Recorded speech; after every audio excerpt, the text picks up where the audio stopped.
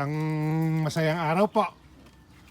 Magbabakuna tayo ng ivermectin at magtuturok po ng Respisure dito sa ating mga bagong biik. Yung mga lalaki po ay kakapunin na rin. Itong mga biik na ito ay yung anak dito sa first breeding pen, mga January born. Kaya dalawang batch po tayo niyan. Yung mga ipinanganak nitong Pebrero ay next week naman natin gagawin. Yung mga anak naman nitong ating second breeding pen ay nakahiwalay po. Nandun naman sa kabilang side nakalagay para madali ang pagbabalik. So simple lang po ang gagawin natin ngayon. Turok po ng Respisure. Yung mga Respisure nakalabas na po sa cooler para medyo mag-room temperature bago gamitin. Kaya inuuna ko yung mga babae, madali pong turukan, Respisure, at ito po yung ivermectin na nasa 3cc syringe. 0.2 ml ang ibinibigay ko sa mga biik na ito kasi mabilis naman po silang lalaki. Kung susundin natin yung recommendation na 1 ml per 30 kilos, sandali, baliwala na yon. Kaya binibigyan ko ng 0.2, pagkatapos pagwalay, may follow up pa ako ng ivermectin, depende sa laki nila. So yan ang ating activity ngayon, magtuturok at magkakapon.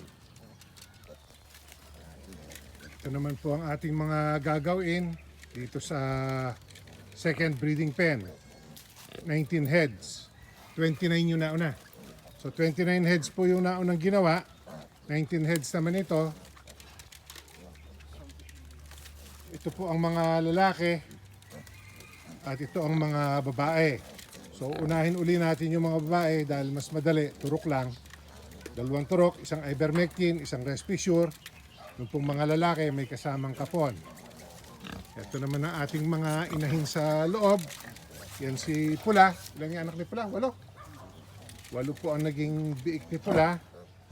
Naabangan na siya ng ating bulugan. At si Puti, nahuli nga pong may bit-bit na biik. Kaya nakakulong muna. Dito na siya aanak. At pag talaga pong nangangain ay call out na ang kasunod ni Puti. So yun ang ating activity ngayong araw. Dudugsungan ko na lang po mamaya itong ating video pa. Pero itong ating main activity, pagtuturok ng Respisure at ivermectin at pagkapon po sa ating mga biik. Ito po yung ating mga tinrabaho na pakawalan na natin. 29 heads po yung dito sa first breeding pen.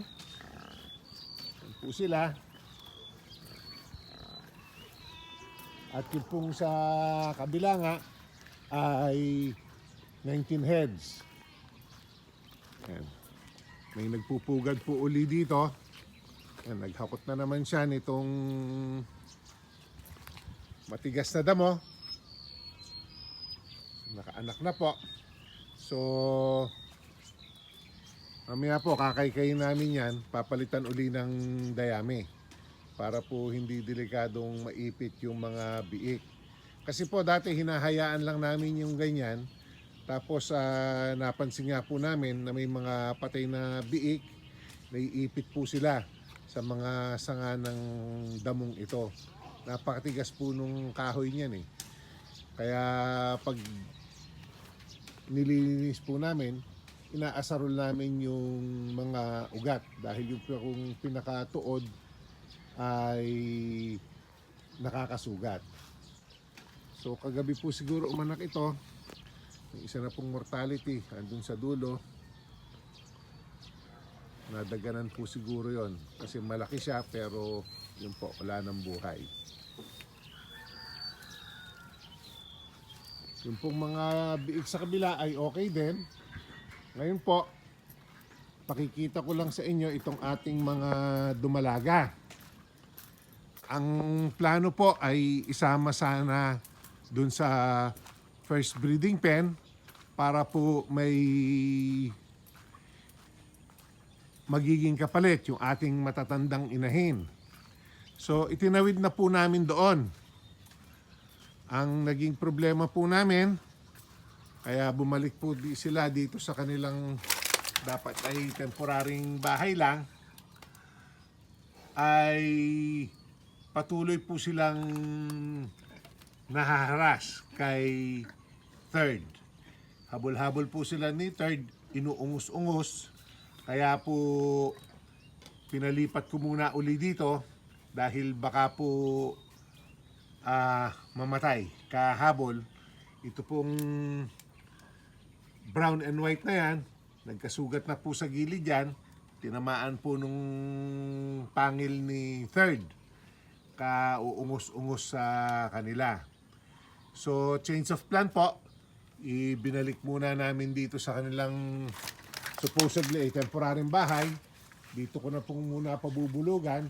Hahanap tayo ng pwedeng paglagyan sa kanila na pinaka magiging temporary pen. Ang naging adjustment na lang po namin na ilinipat nga sila dito, itong isang junior born natin ay ipinasok na muna dito. So ayan po siya.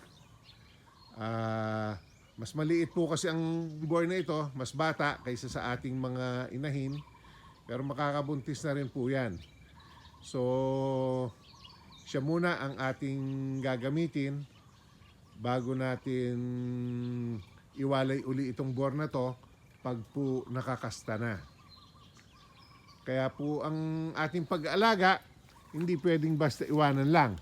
Dapat po ay binabantayan natin yung mga alaga natin para kung anumang adjustments ang kailangan gawin ay maagapan po natin. So ito po yung ating second breeding pen, ay growing pen na malalaki na rin po ang mga alaga natin dito. Marami na po ang 20 kilos up. Dito sa ating dulo na nabawasan na nga, 14 heads na lang po ang natitira. Gawa nang nag-deliver tayo ng 8 kay ka-farmer at kumuha po tayo ng 6 na mga babae para gawing dumalaga. So 14 heads na lang po tayo dito at malamang sa susunod na linggo ay makapag-deliver ulit tayo kay ka-farmer ng 8 to 10 heads. Nakakain na po, kaya gala sila andun sa may likod.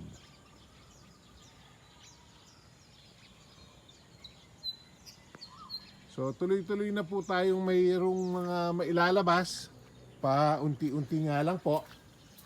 At nasa 50 lang po itong ating natitirang mga alagain. Pagkatapos po nun ay 26 o 27 po yung ating unang mga iwinalay. May iwinalay po ulit tayong 4. So nasa 30 heads na po yung ating mga nakawalay. 48 po yung aming ginawa kahapon. 29 sa first breeding pen at 19 po sa second breeding pen. At meron pa po tayong mga biik naman na bagong anak na gagawin uli natin towards the end of Feb. So, yan po ang magiging galawan natin dito sa 4A Animal Farm. Tuloy naman po ang ating magiging production. So, yan po ang ating update. Maraming salamat po sa inyong patuloy na pagsubaybay. Please share, like, and subscribe.